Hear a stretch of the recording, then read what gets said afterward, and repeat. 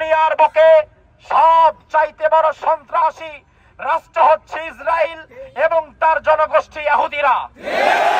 সন্ত্রাসের সাথে কোন আপোষ চলে, সন্ত্রাসের সাথে কোন সমঝোতা চলে, সন্ত্রাসের সাথে কোন নমনীয়তা চলে, সন্ত্রাসের সাথে শুধু চলে জিহাদ, সন্ত্রাসের সাথে শুধু চলে জিহাদ। ওই জিহাদে উপস্থিত হওয়ার জন্য যদি আমাদের সামনে বর্ডার খুলে দেওয়া হয়, বাংলাদেশ থেকে কাফনের কাপড় মাথায় বেঁধে আমরা জিহাদে শরীক থাকব।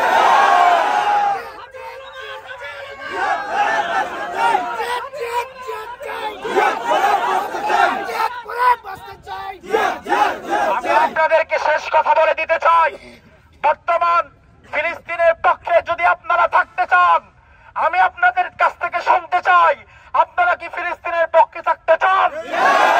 এই মুহূর্তে সরাসরি জিহাদে অংশগ্রহণ করা হয়তো আমাদের সম্ভব না, কিন্তু আমাদের সামনে এই মুহূর্তে ফিলিস্তিনের জন্য আমরা 3টা কাজ করতে পারি। এই 3টি কাজ আমাদেরকে মানতে হবে, পারবেন?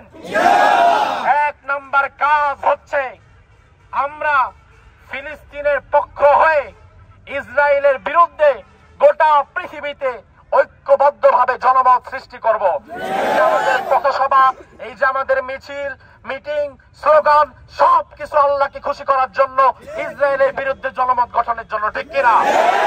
আগামীকাল 12 এপ্রিল রোজ শনিবার বিকেল 3টায় বাংলাদেশের রাজধানী ঢাকার সোহরাওয়ার্দী উদ্যানে বড় বড় আলেম ওলামায়ে কেরাম, আইম্মাতুল মাসাজিদ, আইম্মাতুল মাদারিস, মুসলিম নেতৃবৃন্দরা সেখানে উপস্থিত থাকবে। আমরা সবাই ঢাকায় আগামীকাল 3টার দিকে উপস্থিত হয়ে সোহরাওয়ার্দী উদ্যানে আমরা 3টার আগে চলে গিয়ে সেই পথযাত্রায় আমরাও শরীক থাকবো ইনশাআল্লাহ। 2 নাম্বার আমাদের কাছে করণীয় হচ্ছে, মূসা আলাইহিস সালাম ফেরাউনের বিরুদ্ধে দোয়া করেছিলেন, রব্বানা তুমিস আলা আমওয়ালিহিম, আল্লাহ তাআলা ফেরাউনের সম্পদ, তার যাবতীয় সব সম্পদকে ধ্বংস করে দাও। সে বলে ইসরায়েলদেরকে মেনে বিদায় করে দিচ্ছে। এতেই প্রমাণ হয় দুনিয়ার জালিমদেরকে যদি আমরা দুর্বল করতে চাই, প্রথম আঘাত হানতে হবে সেই জালিমদের অর্থনৈতিক ভিত্তিতে।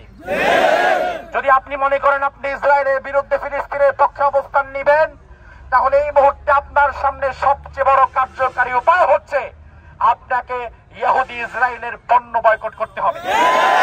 আপনারা পারবেন? ফিলিস্তিনের পক্ষ থেকে ইসরায়েলের পণ্য বয়কট করতে পারবেন? আমরা আগামী জুমা থেকে, জুমার পরে দোকানে দোকানে আমরা আশেপাশের মসজিদ থেকে আমরা বের হয়ে যাব। বের হয়ে আমরা যেই দোকানে ফিলিস্তিনের বিপক্ষে ইসরায়েলের পণ্য পাবো, প্রথম আমরা 2-1 তাকে বোঝাবো। সে যদি না বোঝে, আমরা পরবর্তীতে সেই পণ্য বের করে রাস্তায় ফেলে দেব। কারণ আমাদের আর চুপ করে বসে থাকার উপায় নয়। মুসলিম উম্মাহ ভালো করে শুনে নাও, আমাদের এই মুহূর্তে 2টাই পথ, একটা দাওয়াত আর একটা জিহাদ। দাওয়াত এবং জিহাদ ছাড়া এই মুহূর্তে আমাদের কাছে আর কোনো উপায় নাই, ঠিক কিনা? আমি আজ আপনাদেরকে বলতে চাই, আমাদের আরো কিছু মিছিলকারী ভাই এখানে একত্রিত হয়েছে। আল্লাহ সুবহানাহু ওয়া তাআলা এই মিছিলকারী ভাইদেরকে কবুল করুক। আল্লাহ এই মিছিলকারী ভাইদেরকে ওমর ফারুকের মিছিলের মতো কবুল করে নিন। আমি এই রমজানে ফিলিস্তিনের খুব কাছেই ছিলাম, মিশরের বর্ডারে উপস্থিত থেকে আমি নিজে ফিলিস্তিনি ভাইদেরকে যতটুকু পেরেছি সহযোগিতা করেছি। ফিলিস্তিনি ভাইদের কান্না, তাদের কান্নার আওয়াজ, তাদের হাত নাই, পা নাই, ক্ষত বিক্ষত দেহগুলো আজ আমার চোখে ভাসে। খুব কাছ থেকে আমি তা দেখে এসেছি। আমি আজ আপনাদেরকে বলতে চাই, এই মুহূর্তে আর চুপ করে বসে থাকার কোনো সুযোগ নাই। আছে? এই যুব সমাজ, চুপ করে বসে থাকার কোনো সুযোগ আছে? দাঁড়াও, হাতকে মুষ্টিবদ্ধ করো, গোটা দুনিয়ার সন্ত্রাসকে কবর দিতে হবে। 3 নাম্বার, ফিলিস্তিনের পক্ষে ইসরায়েলের বিরুদ্ধে আমাদের 3 নাম্বার কাজ হতে পারে, আমাদের পাসপোর্টে 2018 সাল পর্যন্ত একটা কথা লেখা ছিল, সেটা হচ্ছে এই পাসপোর্ট দুনিয়ার সব দেশেই যাওয়া যাবে, তবে অ্যাকসেপ্ট ইসরায়েল, ইসরায়েল ব্যতীত। 2021 সাল পর্যন্ত পাসপোর্টে এই লেখাটা ছিল। 2021 সালে ভারতের কসাই নরেন্দ্র মোদী বাংলাদেশে ঘুরতে আসে, আর ফ্যাসিস্ট আওয়ামী সরকার তাকে বরণ করে নেয়। আর 2021 সালের পরেই হঠাৎ নরেন্দ্র মোদী আসার সাথে সাথেই পাসপোর্ট থেকে অ্যাকসেপ্ট ইসরায়েল, এই পাসপোর্ট দিয়ে ইসরায়েলে ঢোকা যাবে না, এই কথাটাকে তৎকালীন সরকার উঠিয়ে দেয়। মুসলমান ভালো করে শোনো, আমি আমার পাসপোর্ট দিয়ে কখনোই নাপাক ইহুদিদের জায়গায় ফিলিস্তিন আমি প্রবেশ করতে চাই? আমরা কি চাই আমার পাসপোর্টে ইসরায়েলের হাত পড়ুক? এটা কি আমরা চাই? আমরা সরকারের কাছে দাবি জানাই 2021 সালে কাই পাসপোর্ট থেকে ইসরায়েল শব্দ বাদ দিয়েছে তাদেরকে খুঁজে বের করে আইনের আওতায় আনেন,